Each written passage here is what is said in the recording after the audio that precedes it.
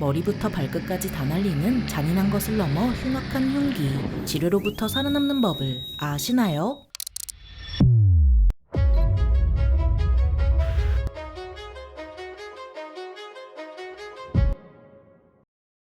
안녕하세요. 지식 스토리입니다. 이번에는 아군 적군 가리지 않고 날려버리는 지뢰로부터 살아남는 법에 대해 알아볼 텐데요. 2024년 7월경 우리 군은 북한군이 비무장지대 북측에서 지뢰 매설 작업을 하다가 폭발로 사상자가 여럿 발생한 사실을 확인했습니다. 북한은 10번이 넘는 폭발 사고와 열사병 등으로 사상자가 이미 많았는데도 작업을 멈추지 않았습니다. 이렇게 북한은 피도 눈물도 없이 인민을 갈아넣어 비무장지대에 수만 발 이상의 지뢰를 매설했고 심지어 집중호우까지 있어서 우리 군을 긴장하게 했는데요. 북한이 집중호우에 대비하지 않은 채 그냥 냅다 지뢰 매설 작업을 벌인 탓에 수만 발의 지뢰가 남쪽으로 떠내려오는 아찔한 상황에 대비할 수밖에 없었죠. 그래서 이에 대해 북한과 이야기하려 했지만 북한이 연락 자체를 거부한 데다 군 통신선까지 차단한 상황이었습니다. 북한이 이렇게까지 한 것은 내부 사정이 안 좋아져 탈북이 늘자 탈북을 막기 위해 한 것이었지만 오히려 인민을 이렇게 갈아넣으면 탈북이 더 마려워지지 않을까 싶습니다.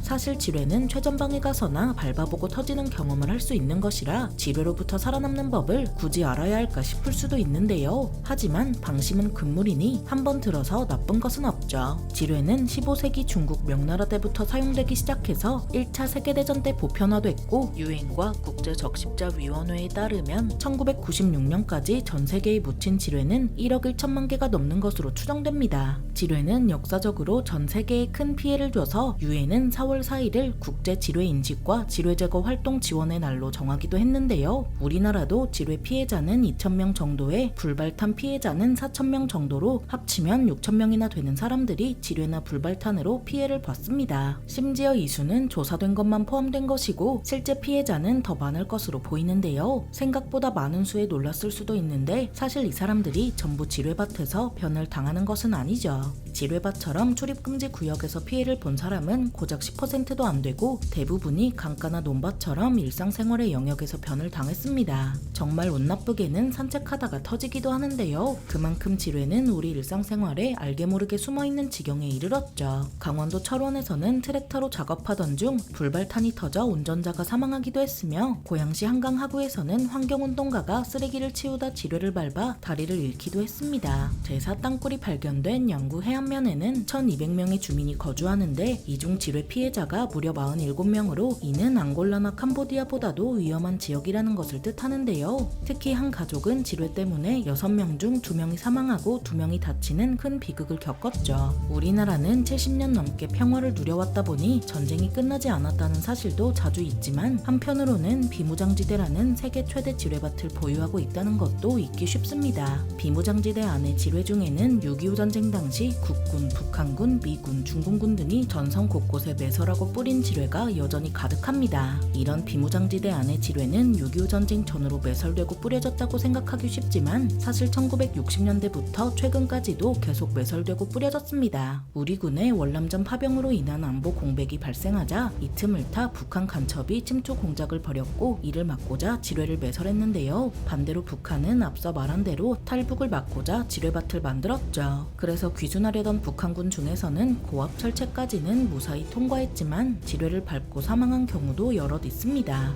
국제 지뢰 금지 운동은 남북 비무장지대에만 200만 개 이상의 지뢰가 묻혀 있는 것으로 보고 있습니다. 하지만 비무장지대에 매설된 지뢰 숫자는 정확히 파악조차 되지 않고 있는 것이 현실인데요. 전문가들은 이런 지뢰지대를 계획 지뢰지대와 미확인 지뢰지대로 나눴지만 이 중 미확인 지뢰지대가 문제가 되는 것이죠. 계획 지뢰지대는 군이 계획적으로 지뢰를 매설한 지대를 의미해서 지뢰의 수량과 종류 그리고 매설 방법과 위치 등 중요한 정보를 군이 가지고 있습니다. 하지만 미확인 지뢰지대는 그렇지 않아서 매설 방법은 물론 매설 위치 정보조차 없습니다. 비무장지대 남측 미확인 지뢰지대는 97제곱킬로미터로 여의도 면적의 33배에 달하는데요. 이렇다 보니 미확인 지뢰지대에 대해 조사할 엄두가 안 날 수밖에 없죠. 좀 산다고 하는 우리나라도 지지부진한데 북한이 매설한 지뢰는 추정조차 불가능해서 언제 어디서 떠내려올지 모릅니다. 실제로 목함지뢰가 그랬는데 했는데요. 2015년 북한군의 비무장지대 목함지뢰 도발로 당시 비무장지대 내 목함지뢰에 대한 언론 보도가 잇따랐습니다. 목함지뢰는 2차 세계대전 당시 소련군이 처음 개발한 것으로 뚜껑이 있는 나무 상자에 폭약과 기폭 장치를 넣어 만들 수 있는데요. 나무로 만들어져 지뢰 탐지기로 찾기 쉽지 않고 물에 잘 뜨기까지 해서 폭우나 홍수, 산사태 등으로 떠내려오기도 하죠. 비슷한 것으로 우리 군이 매설한 지뢰 중 M14 대인 지뢰 또한 크기도 작고 고작 100g밖에 안 나가서 장마철 이후에 떠내려가 폭발 사고가 나기도 합니다. 물론 지뢰지대를 표시한 지도가 있지만 장마철같이 사람이 어떻게 할 수 없는 상황 때문에 지뢰지대를 표시한 지도와 실제 지뢰지대가 달라지는 경우가 많아서 사고가 끊이지 않습니다. 또 북한에서 떠내려올 수 있는 지뢰로는 나뭇잎 지뢰가 있는데요. 나뭇잎같이 생긴 나뭇잎 지뢰는 맨눈으로 보면 나뭇잎과 구분되지 않아서 비가 그친 뒤 물이 빠질 때 물가에 지뢰가 남아있을 수 있어 조심해야 하죠. 그렇다면 이런 지뢰로부터 살아남는 법은 무엇일까요? 지뢰는 땅에 묻다 보니 잘 보이지 않으며 애초에 그렇게 쓰라고 만든 무기인 만큼 땅에 묻은 지뢰를 눈으로 찾는 것은 사실상 불가능하다고 봐야 합니다. 그래서 인적이 드문 곳에서 지뢰를 밟기 싫으면 도로를 벗어나 외진 곳을 돌아다니는 것은 피해야 합니다. 특히 지뢰 팻말과 철조망으로 막혀있는 곳은 들어가면 안 된다는 것을 어린이도 알 수 있을 정도로 확실한 위험구역인데요. 이를 무시하고 나물 따러 들어갔다가 목숨을 잃은 사례도 있어서 항상 조심 또 조심해도 모자라죠. 그리고 외진 곳을 돌아다니다 운 좋게 지뢰를 발견했다면 절대로 건드리면 안 됩니다. 기념품으로 가져가고 싶을 수도 있지만 오랜 기간 방치된 지뢰는 고장났을 가능성이 커서 언제 터질지 모르는 시한폭탄과 같습니다. 게다가 6.25 전쟁 때 매설한 지뢰부터 최근에 매설한 지뢰까지 상태가 하나하나 잴 수 없이 다양해서 겉보기에 멀쩡해 보여도 건드리면 안 되는데요. 그렇다고 지뢰를 두고 떠나면 누군가가 목숨을 잃을 수도 있죠. 그래서 지뢰를 발견했다면 112나 119에 연락해보거나 1338에 연락하는 것도 좋은 선택입니다. 112나 119에 신고해도 민관군이 서로 협력하기에 우리 군의 폭발물 처리반이 차를 타고 달려와서 안전하게 지뢰를 제거해줍니다. 만약 지뢰를 밟은 상태라면 발목선에서 부상이 끝나길 기도하는 수밖에 없는데요. 지뢰로부터 살아남는 법에 대해 알아보자 해놓고 얼렁뚱땅 넘어가려는 것처럼 보일 수 있지만 사실 지뢰는 영화와 달리 밟는 순간 터지는 아주 무자비한 무기죠. 그렇다고 영화가 거짓말하는 것은 아니라 지뢰를 밟고도 안 터지는 경우도 분명 있지만 오히려 밟자마자 터지는 것이 더 나은 지뢰일 수도 있습니다. 불발탄이면 평생 쓸 운을 다 쓴 것이겠지만 만약 도약 지뢰라면 갑자기 튀어올라서 터질 가능성이 큽니다. 이외에 수동 지뢰도 마찬가지로 지뢰를 밟은 것을 느끼는 순간 젖먹던 힘까지 다해서 지뢰에서 벗어나거나 중요 부위를 감싼 채 엎드리는 수밖에 없는데요.